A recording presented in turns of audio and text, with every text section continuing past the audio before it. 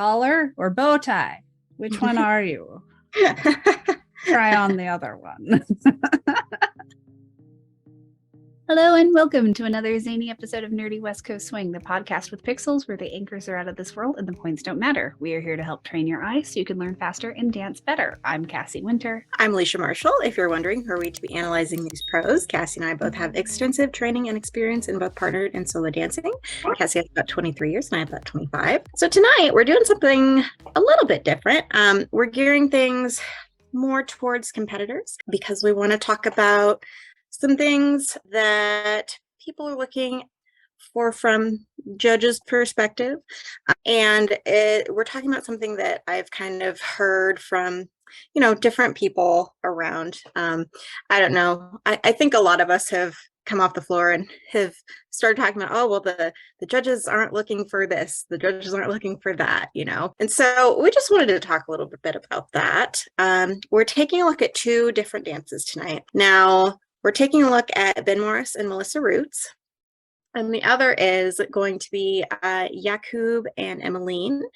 And what I want to make sure to preface is that we're not saying that Jakub and Emeline are like bad examples of West Coast swing. That's not what we're saying, because specifically I chose this dance that we're going to take a look at because they have said that this is a fusion dance, right? It's not just West Coast swing. And so I want to take a look at that one because they're a wonderful example of, fusion. They do fantastic fusion.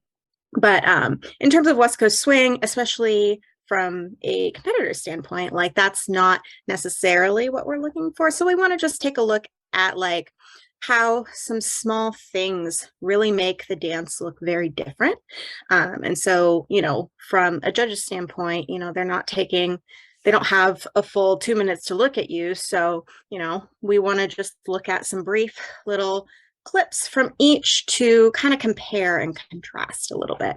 Yeah. So I think that's all I have to say before we get into looking at the first video. And just one extra piece of information. It's not that what Jakub and Emeline do to bring fusion into their West Coast swing. It's not that that's bad. It's that it's when that is all that you do on the comp floor, that it means that you don't have a thorough understanding of what swing is. And in our opinions, this is a swing dance. You should know how to swing. Yeah. So the first one we're looking at is Ben Morris and Melissa Roots. It is fantastic. Go ahead and give it a watch. And then we'll talk about it a little bit. And then we'll show you the next video and we'll talk about it a little bit before we dive into the screen share for tonight. Yeah. So as you're watching it, kind of keep in mind, like, see what kind of good swing techniques you can see in the dance, like just overall. I love the costumes. I don't know who's in the background with the like sandy wig. There's a giant sandy wig. Talking about that just briefly, this is our example of some just really good solid West Coast swing. One of the things to notice is West Coast swing is a slotted dance, so it has a lot of that linear energy. And so, you can see that at the same time, they're using a lot of basics, a lot of like recognizable patterns that you see, in a lot of different, dances day to day, and so we want to really point that out, that really West Coast swing, especially in a competition, like even if you're moving across the floor, it should be mostly linear. Like we want to bring in those other directional elements as well, but you'll see in the next one, it looks different. They're moving across the floor, but it looks different. Keep that in mind for the next one. And then the last thing for this one is it had a lot of good pulsing to it. And I don't know if you want to talk a little bit about that now, Cassie, or if you want to talk a little bit about it after. I'll talk about it a little bit right now. So pulsing is where there is a musical distinction between the downbeat and the upbeat, and it tends to be an emphasis on the upbeat. When we say pulse, we mean there's a strike and then like a diffusion afterwards. You have a split second more in whatever position you're in on the upbeats of the music. So like, for example, if you were a photographer You have a better chance of getting a good picture without motion blur on an upbeat Mhm. as opposed to a downbeat, unless it's like a strike and hold on a downbeat. But there's just like a hair second where you're getting that hang time that Sarah was talking about, for example, on our last Mhm. episode with her. But that's what pulsing is. And in the fusion dance we're about to watch with Jakub and Emeline, their timing tends to be a little bit more blurred and it's really smooth throughout the whole dance. And that isn't necessarily incorrect, but if you're competing in West Coast swing and that's all you're doing, if that's the foundation of your timing, you're demonstrating that you don't understand West Coast swing critical timing. The link in the chat for Jakub and Emeline is a great dance, but remember this is a fusion dance. It's West Coast swing Mhm. and so keep that in mind as you watch it. Yeah, I love them so much.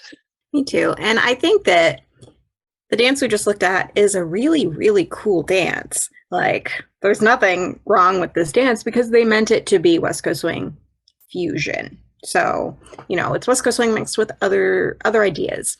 Um, and really, really cool. They have so many like really interesting connection points, really interesting ideas. Um, and I think that what we want to kind of point out tonight. So the reason that we're looking at Jakub and Emeline is just because you can see that it's something different than just West Coast swing technique. And, we're not just talking about like in comps seeing, like fusiony things. That's not necessarily the only thing that we're talking about. Like, I do see that, but this is just an example, and it's kind of, we want to cover quite a few different things with it. So even though this dance is, idea wise, they're using a lot of West Coast swing ideas, but like we were talking about before, so in comparison to the Ben and Melissa dance, right, it looked a lot more rotational, a lot more circular, right? Even as they're moving across the floor, the way that they're doing that has a lot more rotation to it rather than that linear feeling that you saw with Ben and Melissa. I have a And so diagram to draw for that when we get to the screen share. I'm excited. yes. So it's very like, it's they're using the same ideas, but in my opinion, it looks very different. Like, it looks like a totally different dance, totally different style, just because they're using some different ideas. And the other thing that you'll notice is that, they have some recognizable West Coast swing patterns, but, there's a lot more of that like contact improv type idea where you kind of just play off of where you're both at and you find a connection point, work with that, give some type of connection, whether that be compression, stretch, and then just kind of go with the flow, go with what happens. Like, it's, you can do that with West Coast as well. Like, that's how we get so many like, fun plays on different types of patterns and, normal everyday things that you see, just like an anchor. Like, that's how we get different things. We play around. Mhm. But the way that they're doing it makes it look a lot different. And the other thing that you'll notice is that there was, like Cassie was talking about, there's really not that pulse to it, right? So with Ben and Melissa, and both songs actually had a pretty strong beat that you could hear. But as you saw with Ben and Melissa, you could kind of like see and kind of feel that like beat, that they were playing around with, they were using. And then with Jakub and Emeline, like, you can hear the beat, but what they're doing is they're playing a lot more with the like rhythms and with, not that just the beat, like they're not acknowledging that beat as much. So it looks very smooth as a whole. And so those are just a few, like, in my opinion, like minor changes that makes things look like, it looks like two totally different, dance styles, in my opinion, even though Mhm. it's based on the same, principles, same ideas. Right. I love that this fusion style is coming into our dance, but I think the thing that concerns me on a Mhm. community level is we're not adding, we're subtracting the old. Like we're losing what we're seeing from Ben and Melissa, at least. So the technique of being able to have a really strict slot where you're going from end to end and you're not rounding out into a figure eight or an hourglass shape from bird's eye view, that ability to be really linear is a technique that as a community, I feel like we're losing. Mm-hmm. That is especially prevalent for blues style dances, like we saw Ben and Melissa dance. When we see dancers applying this more kind of rounded, smoothed aesthetic to a blues dance, it just doesn't work. So we're all for adding to our dance, but not at the expense of losing our true foundations. So the ability as you improve in your dancing to distinguish, like, what am I trying to accomplish to this song and why? What is the context in which I am dancing? So that way you can make choices about what you're doing is really important. I will tell you, I do fusion stuff at late night all the time because that's the playground to have fun. But on the comp floor, you have to think differently. So yeah, Erin, yes, you're here for the soapbox. You're welcome. We used to And soapboxes.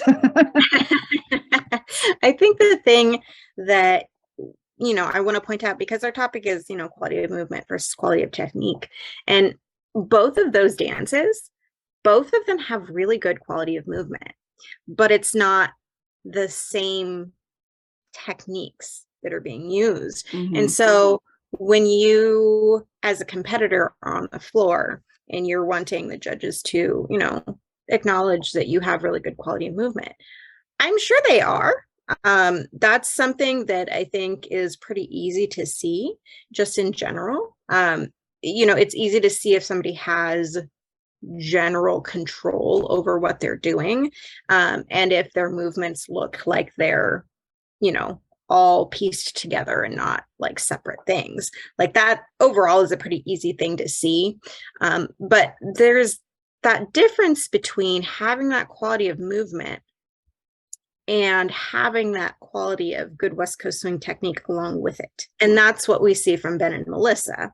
Whereas with Jakub and Emeline, you have that really, really beautiful quality of movement, but they're not using just, West Coast swing techniques as much as they could be, obviously, because they're wanting it to be fusion. Now, I want to talk about some other things that judges can kind of see. So because we're using Jakub and Emeline as an example, we're talking about just good dancing in general and techniques that they're using intentionally. Now, sometimes you can have good quality of movement, but the techniques that you're using are incorrect, maybe. And that's not necessarily because, you are intending to do them incorrectly. It might be just because of the way that you understood it when you learned it. You might have understood it a little bit differently than it's usually applied. So they might see that and think, oh, well, this person has really good quality of movement, but I'm seeing something kind of weird happening here. So I don't know that I want to see that at the next level of this competition. So, there's a bunch of different things that judges can see, not just quality of movement. Quality of movement is important, but especially when you've been competing for a long time, once you get to a certain level, like generally everyone has pretty good quality of movement, or at least has some kind of quality of movement. And that quality of movement doesn't necessarily look the same for everyone. It can look differently, but the thing is that once you get to a certain level, people have put in enough hours that typically, things will look like they have put time into it, right? And so that quality of movement is generally there, but it doesn't necessarily mean that the judges are looking at you and thinking, oh, your quality of movement isn't good, so I'm not going to put you to this next level of this competition. There's just it's like we run up against this ambiguous language mm-hmm. that like the term quality of movement is something that gets thrown around in West Coast swing all the time, regardless of what level you're at. If you're just a social dancer, a competitor, a teacher, choreographer, like, Yeah. but very rarely do we actually say what we mean by that. And Hmm. so if you're having a conversation with, for instance, a judge, you're getting feedback from them. If they're talking to you about your quality of movement, and that was one of the contributed things that contributed to how they scored you, make sure to ask, what do you mean when you say quality of movement? Because Hmm. a different person may have a different definition of that.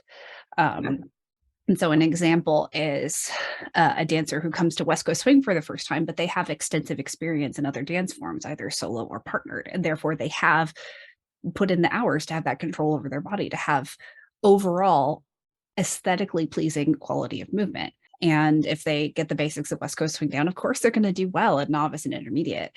The issue then becomes if judges continue to reward that without them mastering the foundations of West Coast swing in addition to that at the higher levels. And I feel like that is what is contributing to the loss of the foundations of our swing technique. Yeah. And since you mentioned the definition of quality of movement, I think that I kind of said it earlier, but Mhm. just at the basic level, typically what is meant is like how well you're connecting moves together and how well you're controlling those moves, right? That's just kind of that base level. But some people kind of expand upon that and go into, bringing in that technique aspect of it. Like, are they saying certain things that are quality technique? So it's the base bottom line is going to be quality of movement is going to be how well are you controlling your body? How well are you meshing the moves together? Does it look like it's all kind of one flowing thing? Because a lot of times you can kind of see there's like stopping between different movements.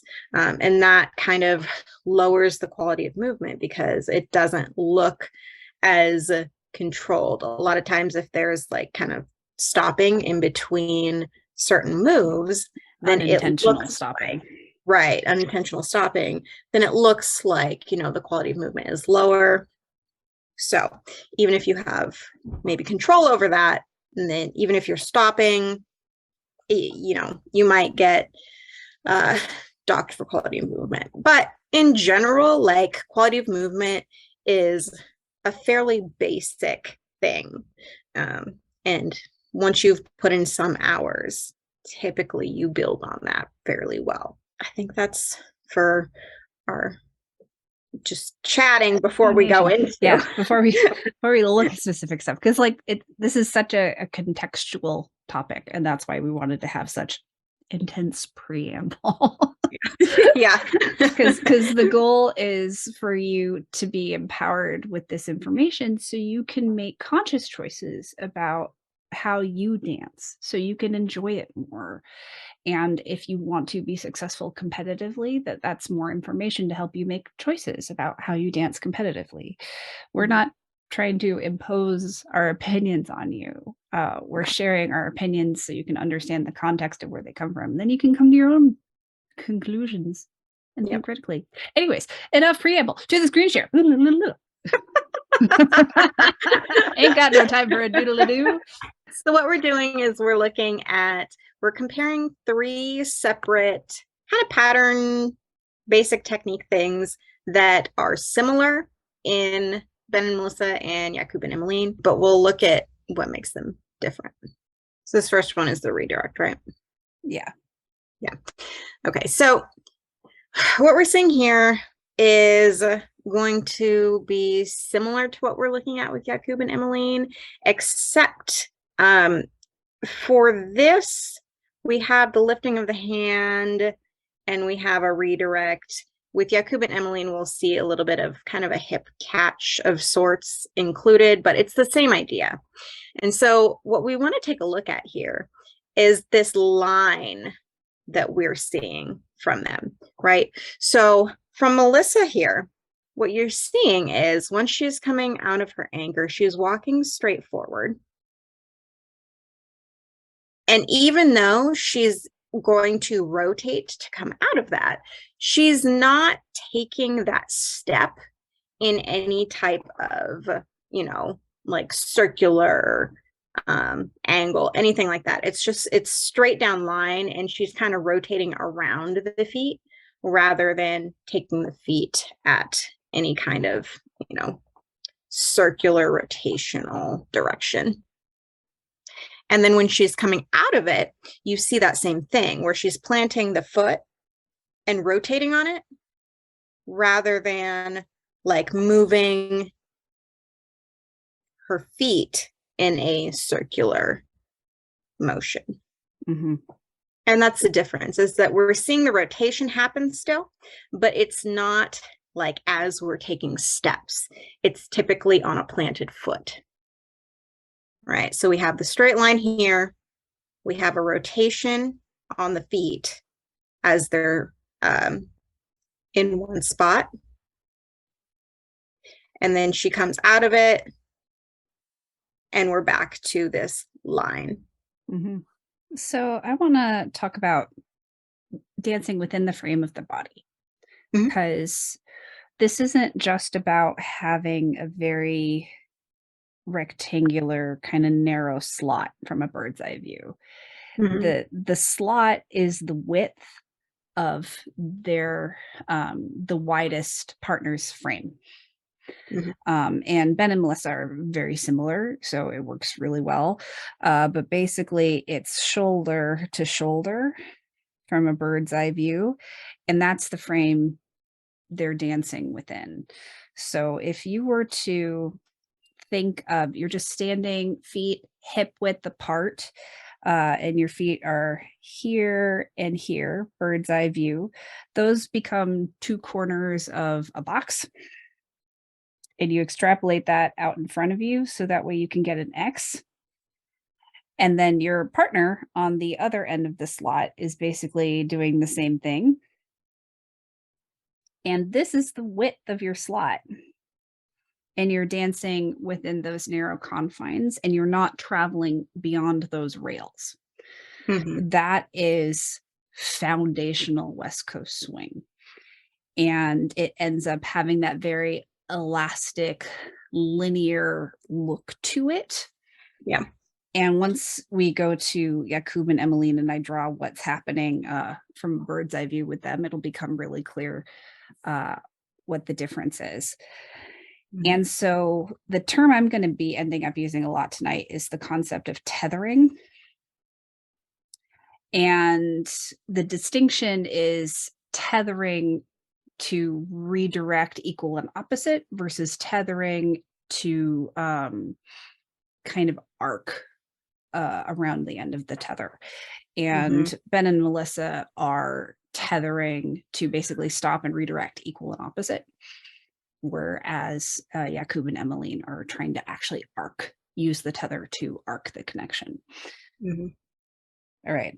I think I've ranted enough about this one. Do you want me to go to Jakub and Emeline now? Yeah. Apologies. We'll be doing a little more switching tonight than we normally do. This one, and this one, and this one. Keeping me on my toes. So we're coming out of this, and we have this redirect, right? And you can see with this one, Jakub kind of has a hand that's kind of catching. It's a little bit of a hip catch of sorts. But in general, the idea is the same, where we're lifting the hand, stepping, and kind of coming into a redirect back the other way. So basically through the end of this pattern right here, and then going into this push break, they're dancing more of a square than a rectangle of a slot. Mm-hmm. And instead of it being this rectangle where it's just back and forth, back and forth, back and forth, it's a square, but functionally it's a tipped over hourglass. So what's happening is the follow is traveling kind of at an angle to the slot, Hmm. hitting a tether point where she's run out of rope or they have run out of rope. And then based on the point at which the leader is tethering, the follow then arcs around that point. So you end up with this kind of figure eight shape Hmm. to the dance. And there's nothing incorrect about that. They're still tethering in a bow tie. I like that. Yes. Bow ties are cool. Hashtag Doctor Who.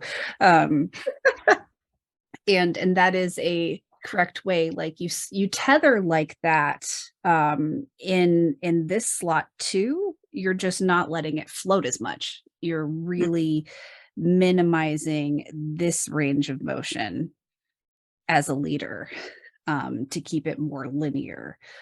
And I'm not sure where I'm going with that. But basically, Jakub and Emeline are dancing more like this functionally um, Hmm. than this. Yeah.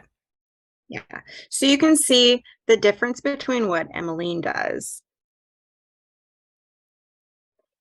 So what we saw with Melissa, right, was that she was taking straight steps in front of her and then rotating on the foot and then straight steps in front of her.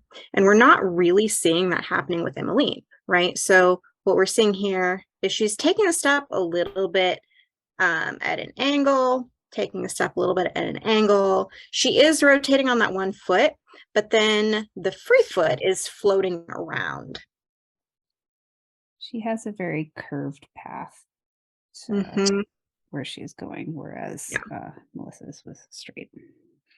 The moving camera is making it a little bit harder to see, which is why I wanted to highlight it.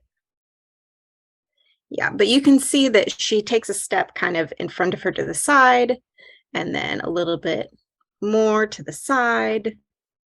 Yeah. So we're seeing here that she is not taking those steps in a straight line in the way that Melissa was. You can see that when she comes out of this redirected arc here, right? So Melissa, what she was doing was she was rotating on the foot, taking a step, rotating on the foot. But Emeline is kind of arcing, letting that foot float out a little bit past her to the right, and then continuing to take steps in a direction, like in an arc, right? Whereas Melissa was stepping, rotating, stepping, rotating, that type of thing. Like Melissa is basically dancing on a balance beam. It's so precise. Mm-hmm. Yeah. And like while we're focusing on Melissa, because that is kind of the effect of the overall technique, Mm-hmm. Ben and Jakub respectively are contributing to how it's looking. So Yeah. if you watch the connected handhold, um, basically the way the leader contributes to the shape of the slot, as it were, Mm-hmm. is direction and also um, range of motion. Mm-hmm. So what allows for that kind of we'll go for bow tie shape. I like that. That's my favorite word. When you to get the bow tie shape, uh, the handhold, the center counterpoint is traveling through space more. It's creating its own arc, and then Mm-hmm. that is exaggerated on the other end of the follow for that arc, right? But when you want it more narrow, the lateral movement of that center counterpoint is little to none whatsoever, which Mm-hmm. is what allows the follow to stay with inside the frame of their own body instead of dancing outside of it. Mm-hmm. Um, and then when you have an excellent follow on the other end of that connection, they can exaggerate that or change it if they so choose. So, like if a leader is dancing something more linear, a follow could make it more arced if they wanted to, and vice versa. Although it is harder as a follow to make something more narrow if the leader is floating the handhold a lot. Yeah. Um, But then if we go back to Jakub and we watch how he is dancing this moment. So already his feet are outside the frame of his own body. His stance is wider than his shoulders, Mhm. perpendicular to the slot. And then as he brings Emeline in,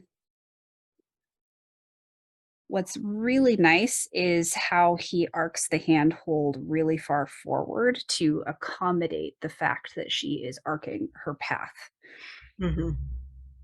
And that creates a much more circular motion that will then follow through and create that more bow tie shape. Because there is a way to go over a follow's head and arc it that feels linear. Um, Yeah. so like what happens to Melissa here, going back again. So basically, Ben is just doing a rainbow. Mhm. Um, so his hand is on the front side of her head, so she's not having to reach behind her. Very Mhm. important detail. But it's basically making a linear rainbow, whereas Jakub's is also arcing away, whereas Ben's it was already on in front of her head, and he could just arc it towards the end Mhm. of the slot. And it's those minor differences that just have a huge impact on the shape of the slot and the arc or the path of the follow. So, Yeah. Yeah. yeah. We wanted tonight to be simple. I guess that was not in the cards. Sorry is my idea.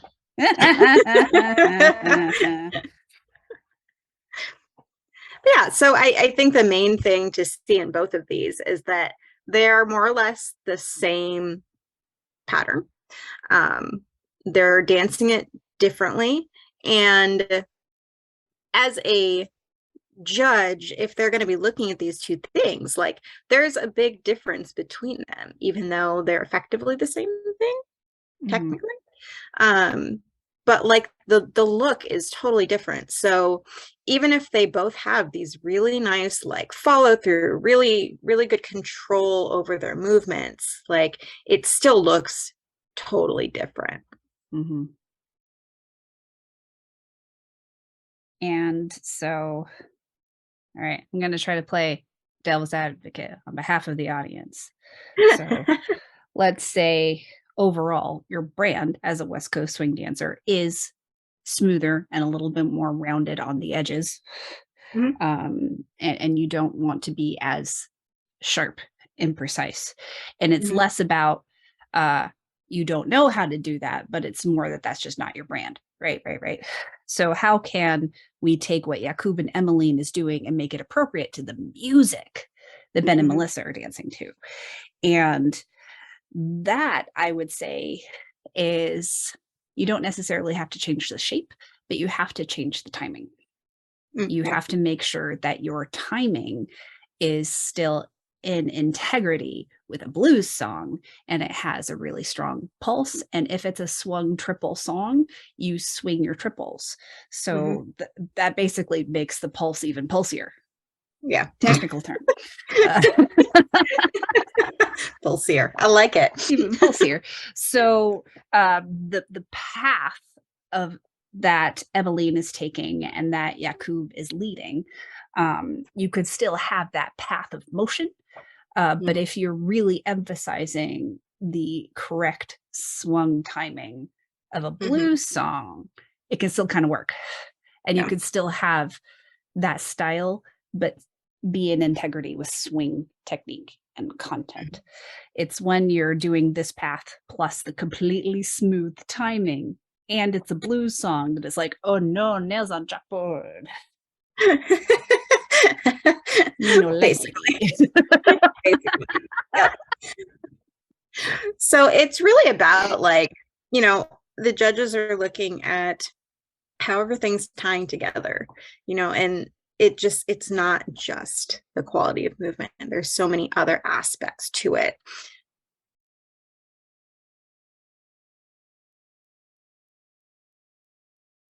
We are nerds. Shall we move on to whatever Yes. is next The pattern? next one. Nick is really excited about something.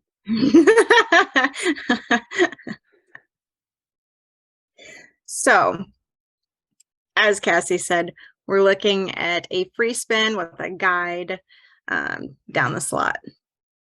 And if you remember from our Sarah episode, guides are yummy. Yeah. All those light guides. Yes.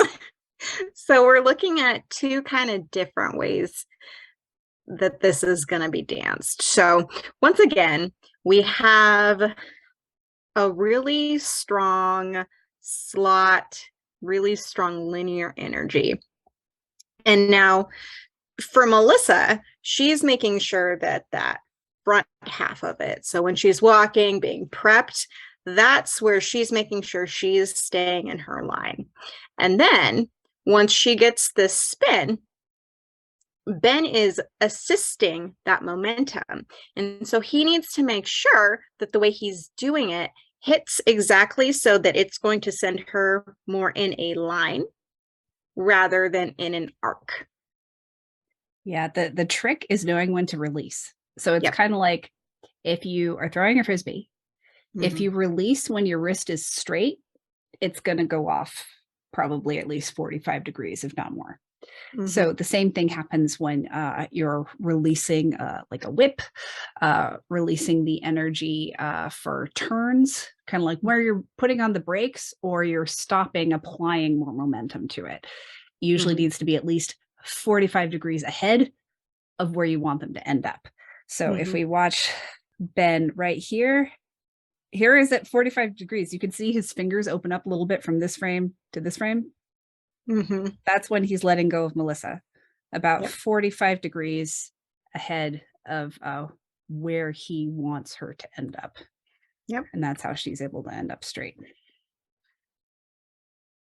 Yeah. And the important thing with this for Melissa is she is going through a rotation, right? But the whole time she's moving on one straight line, even though she's rotating. And so at the very end here, the important thing to note is that rather than continuing through with this rotation, because of the way that Ben is sending her, she's able to take a step, finish her rotation, and then step backwards. And she doesn't have any rotation left over, right? So as soon as she is planting, finishing that rotation, she can stay back and continue on that line. Mm-hmm. And she could have opened up more if she chose and kept it linear.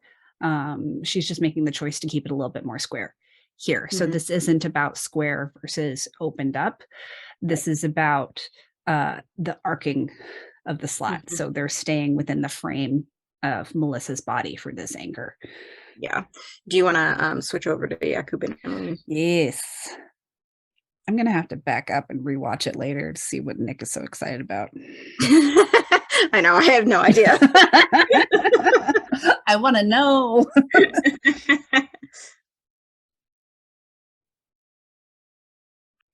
This is a little bit different looking. It's effectively the same thing, right? We're having a release for a spin, and then Jakub is catching and guiding.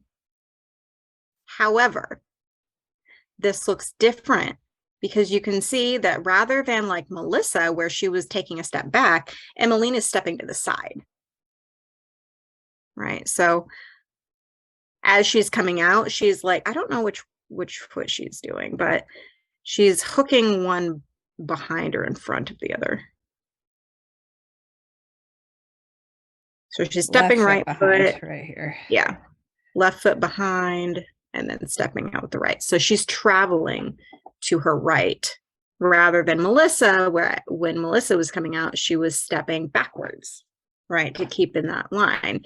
And even from like the very start of this, where Jakub is prepping her, right, we already have this kind of arc between the two of them because of how open they are towards the center of their partnership, right? So that starts with an arc. And then because of where they're at, Emeline is getting sent. You can already see she's not stepping straight down line. She's stepping in front of her and arced around. And that is in part by how Jakub is leading it, because you can tell if we watch this elbow, it is also going in that direction, arcing towards us in the camera. Yep. And so there would be a way to lead something this open and make it more linear. Probably feel a little weird, and it would be dependent on how the anchor before happened.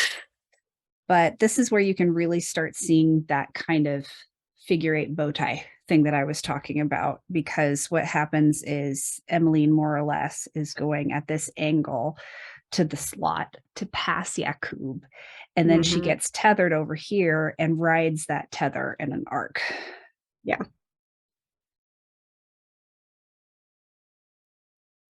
And you can see the tether is actually happening in Jakub's arm, because like I was talking about with Ben, he releases that guide.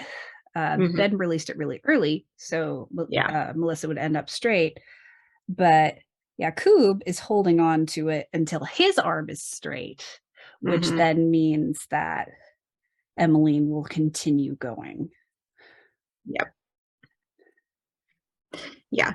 And because of that extra momentum that he's giving her, it would be really hard for her to take one step and plant, go backwards like Melissa did.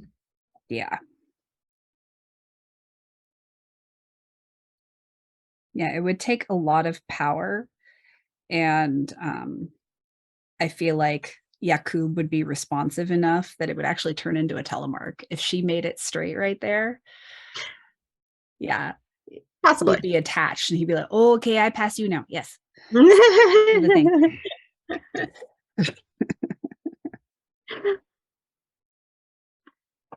So yeah, once again, like these are very, very similar in what they're actually doing, but the outcome, how it looks, is very, very different. And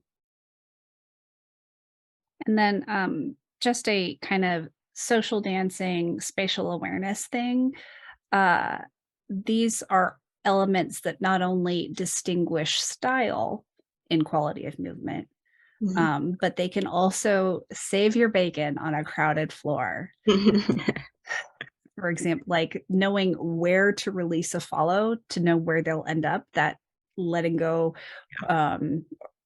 45 degrees ahead can change everything to protect a follow. It's incredibly powerful. So like when you're social dancing on a crowded floor, technique and style comes secondary to protecting your partner. And so these are tools that can also be used. Well, that's the hope. Sometimes it feels like that's not what people do in practice, but dancing's a lot to think about. We get it. Ideally. please protect your partner. I know as a leader, I am the most creative pattern structure wise when I have a lot of restrictions and boundaries based on a crowded floor, because it becomes a game of protect my follow. How can I do that? And especially dancing around more experimental or volatile partnerships, like, circumstances can change like that.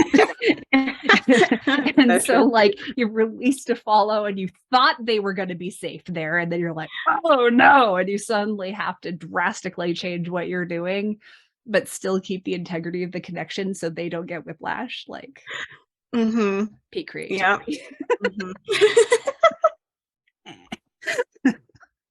Last thing we're going to be looking at is just a plain triple anchor, nothing fancy from either of them, except for the fact that Ben is rotated open.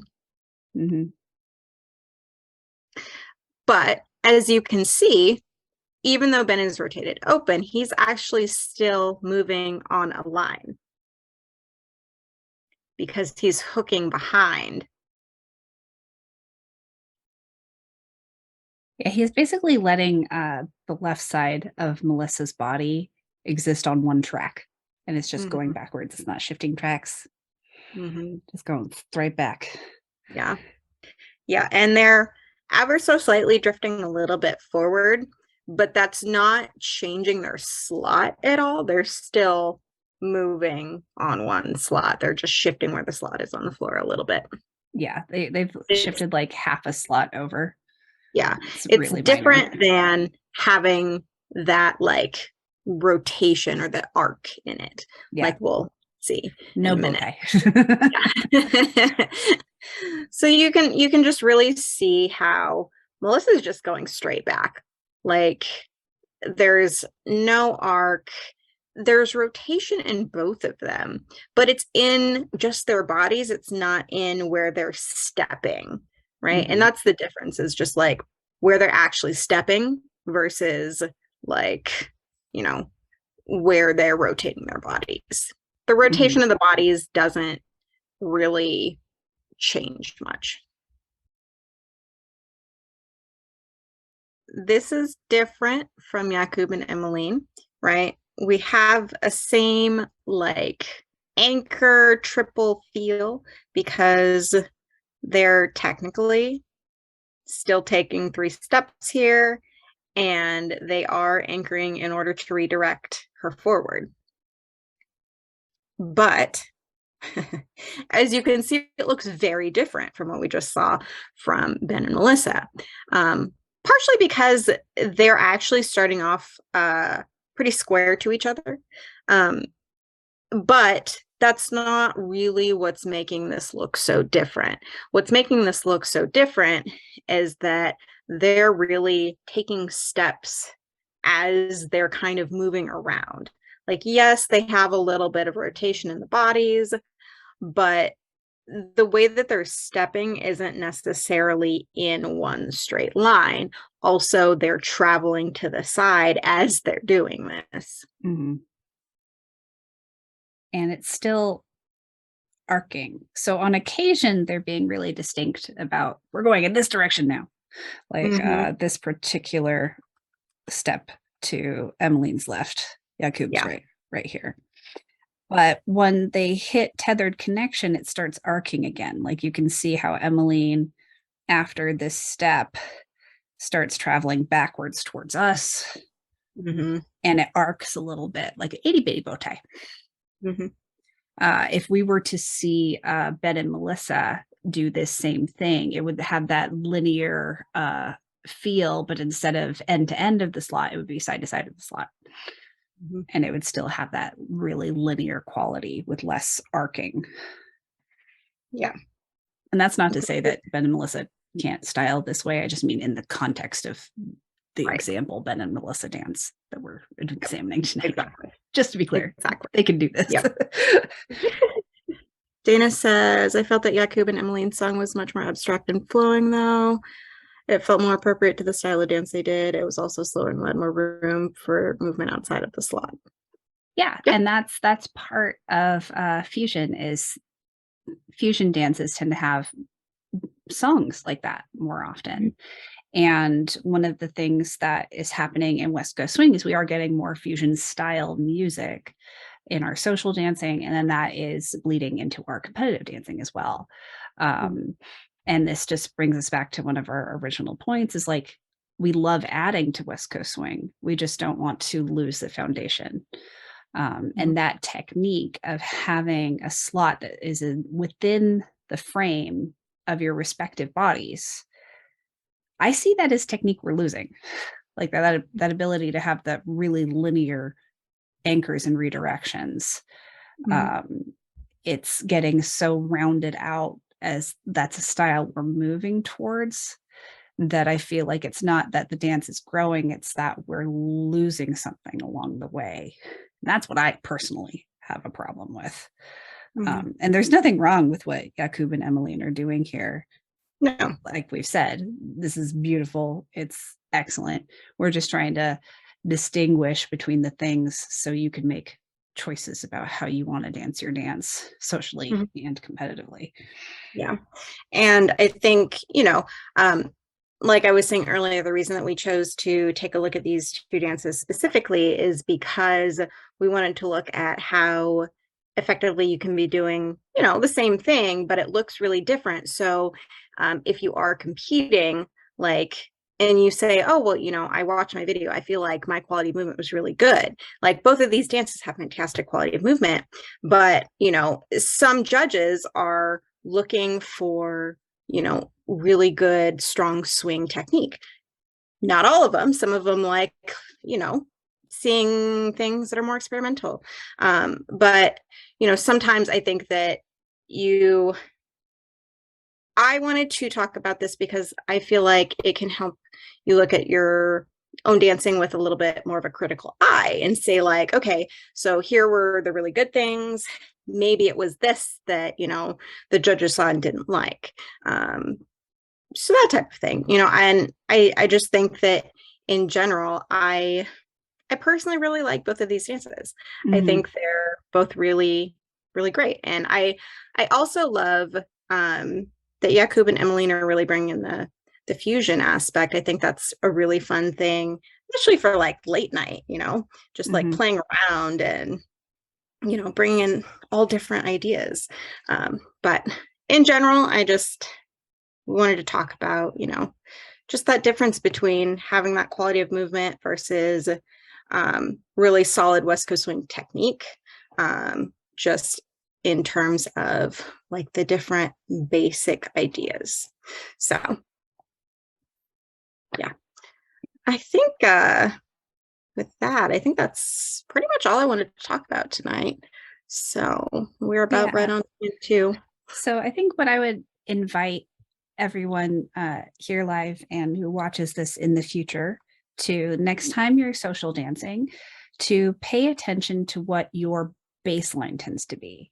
If your Mhm. baseline tends to be a slot that's really long and narrow, more traditional swing, there's nothing wrong with that. If your foundation tends to be more of the magical bow tie, the Doctor Who style, that's great. So once you've noticed, I would challenge you to try the opposite and just see if that is something you are capable of doing. Yeah. And if you find that that is something you're struggling with, that is an area that you now have the opportunity to grow into and to master as well. This advice goes to regardless of what role you're in, because you have control over this from your role, whichever one it happens to be. Collar or bow tie? Which one are you? Try on the other one.